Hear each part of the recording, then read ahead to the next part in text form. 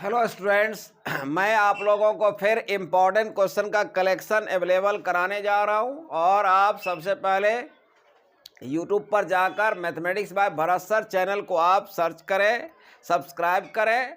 आप किसी वीडियो को ओपन करें तो आप शुरू से लेकर अंत तक उसका स्टडी करें। आप कम से कम 2, 4, 5 वीडियो का स्टडी करें और देखें आपके तैयारी में कितना ज़्यादा इम्प्रूवमेंट आ गया है। और इस चैनल का जो एम है मैक्सिमम सफल स्टूडेंट्स का निर्माण करना, उसमें आप सपोर्ट करें। और मैं आपको पहला क्वेश्चन और अभी जितना भी क्वेश्चन मैं आपको अवेलेबल करा रहा हूँ, जैसे बिहार एसएससी हो गया, सीजीएल हो गया, रेलवे हो गया, जैसे जीडी का एग्जाम्स होने वाला है, मैं उसी से रिलेटेड क्वेश्चन आपको अवेलेबल करा रहा हूँ। अब मैं आपको पहला क्वेश्चन बताने जा रहा हूँ। पहला क्वेश्चन है 0.1 का वर्गमूल निकालना है, कितना आएगा। तो पहला ऑप्शन है 0.1, दूसरा है 0.01, तीसरा है 0.31, चौथा है 0.34। हम लोग जाएंगे सॉल्यूशन में। जैसे देखिए, सबसे बड़ी बात है, अगर आपको वर्गमूल निकालना है तो दशमलव के दाहिना साइड, तो दशमलव के जो है,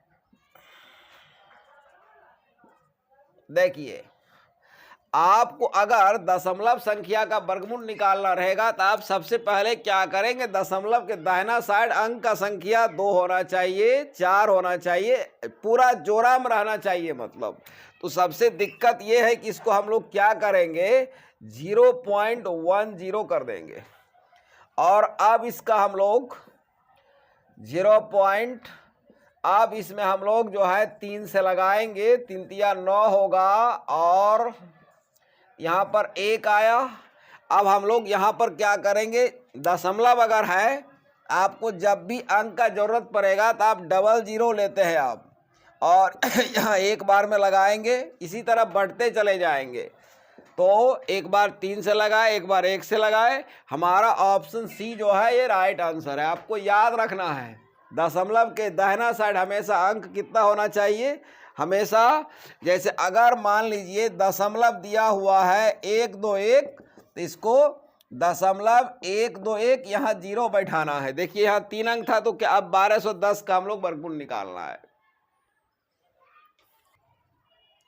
अब मैं आपको दूसरा महत्वपूर्ण क्वेश्चन बताने जा रहा हूं। दूसरा क्वेश्चन है, एक संख्या n को 5 से भाग देने पर 3 शेष प्राप्त होता है। इस संख्या के वर्ग को 5 से भाग देने पर शेषफल है। तो पहला ऑप्शन 0 है, दूसरा 1 है, तीसरा 2 है, चौथा 4 है। हम लोग जाएंगे सॉल्यूशन में।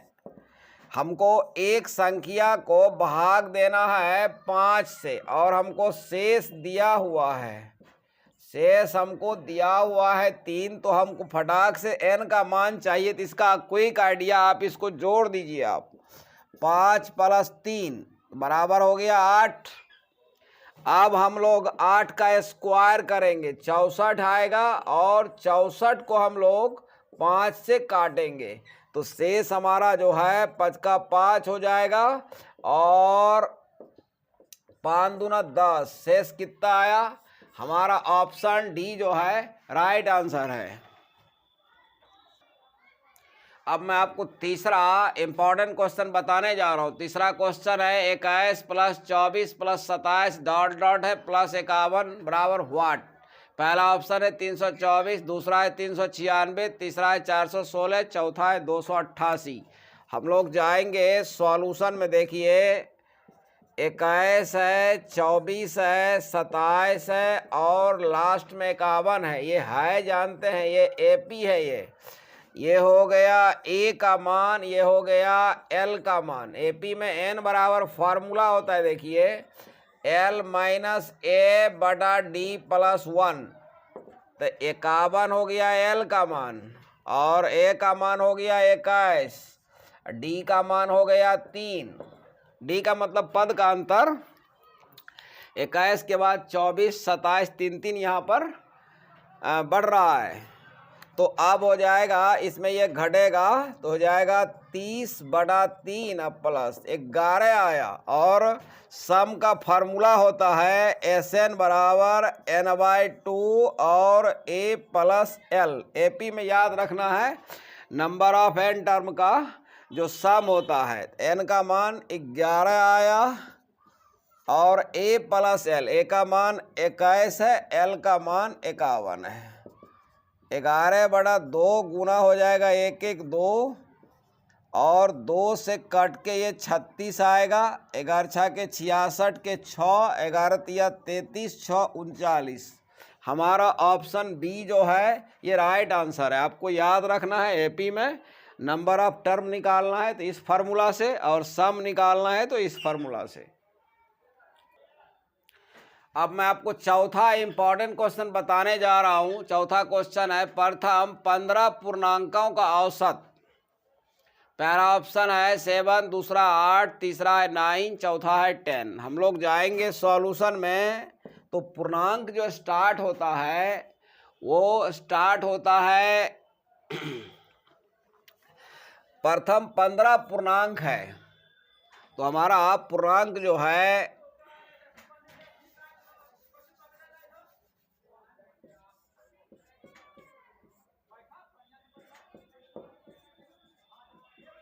देखिए क्वेश्चन ये है प्रथम 15 पूर्ण संख्याओं का। तो पूर्ण संख्या स्टार्ट होता है ये 0 से, 0 1 2 3 4 और इस तरह से हमको लिखना है 15 संख्या लिखना है पूर्ण संख्या। तो ये कहाँ तक जाएगा? 14 तक जाएगा। अब इसका औसत निकालना है तो ये है किस फॉर्म में? एपी में है ये। तो हम लोग एपी में अगर नंबर रहता है तो औसत का फॉर्मूला होता है A प्लस L/2। तो याद रखना आपको पूर्ण संख्या जो है, होल नंबर जो है वो स्टार्ट होता है 0 से। तो A का मान हो गया 0, यहाँ A का मान है 0 और L का मान है 14। 0 प्लस 14/2 हमारा आंसर, हमारा ऑप्शन ए जो है राइट आंसर है। इसका आंसर 7 आएगा। अब मैं इस वीडियो को यहीं समाप्त कर रहा हूं। फिर आपको इम्पोर्टेंट क्वेश्चन का कलेक्शन अगले वीडियो में अवेलेबल कराऊंगा। फिर मैं कहूंगा आप यूट्यूब पर जाकर mathematics bye Bharat sir channel को सर्च करें, सब्सक्राइब करें, लाइक करें, किसी वीडियो को ओपन करें तो आप शुरू से लेकर अंत तक स्टडी करें। Thank you very much. Thank you very much.